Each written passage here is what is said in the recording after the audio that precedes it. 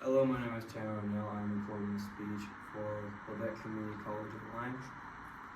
86% of collegiate athletes live below the poverty line, meaning most athletes go into college with student loans or private loans. Some athletes work over 2 jobs just to obtain their college loans and their living expenses. Even the small percent of people who have their own college paid for still struggle in college. There are a lot of financial problems in being a college student/athlete. College is not cheap by any means, even if you have an athletic scholarship. Athletics in college can come from all over the country. You can get athletes from all over the world living in villages to towns to cities. Athletes who go into college with a athletic scholarship does not mean their college is fully paid for.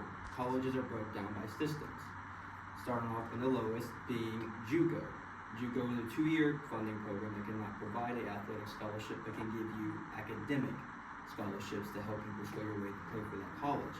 Next is the NAIA, which can be a 4-year school. Some of them are 3, depending on whether you transfer ups. NAIA is just a little below MAIA.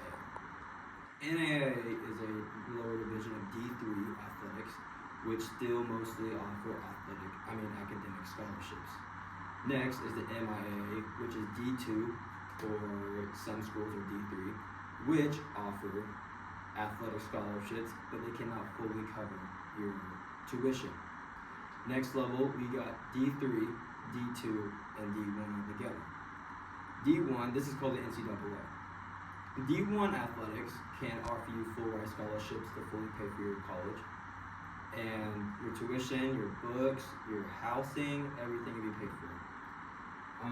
But that does not mean college athletes still struggle. It is still good. Most coaches want their college athletes to have a job, to know what it's like having that struggle while still being in college, maintaining classes and practices and schoolwork. Just because you're an athlete does not mean you don't have emergencies as well. You should always have money, so college athletes who rely on their full scholarship and something happens to them, they might be out of luck. Recently, on July 1st, 2021, the NCAA just released and passed that colleges can now co-work with companies and release NIL deals for athletes. So with that saying, college athletes are now being able to be paid while being in college, which can be a big financial help. That is from ncbc.com.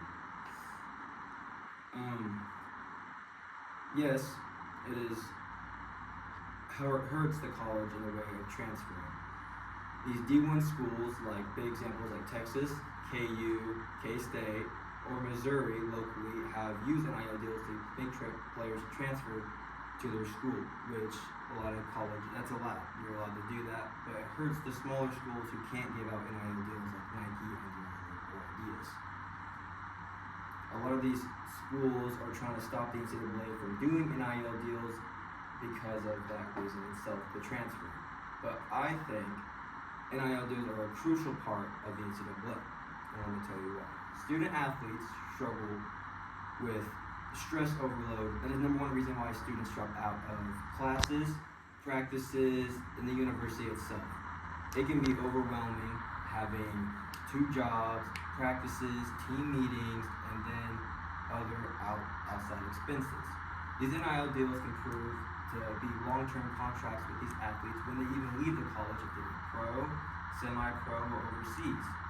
These are contracts that are sticking to the athletes to make sure they contain their college work and they get money for it. You have to stay above a 2.0 GPA to keep the NIL deals if provided. I think it's crucially important that athletes can work their way up and get signed to these companies. The biggest today is Travis Hunter, who is a sophomore at Colorado, and he is making over $10 million a year just from his signing bonuses. And that's not it from just his sponsorships, that's not from TV vision, that's not from his other deals, that's just straight NIL deals from his college, Colorado. In those situations, those college athletes, he's going to be a first-round draft pick, but let's move to these smaller athletes who work their way up to these D1s, D2s, and D3s who come from overseas. Like I said, D2s and D3s don't offer as much money as D1, but you can still find a way to get an NIL deal. And most NIL deals actually help athletes move up with big endorsement brands and bigger TV time. The transfer portal was crucial for these NIL deals for one big reason. It helps more players stay,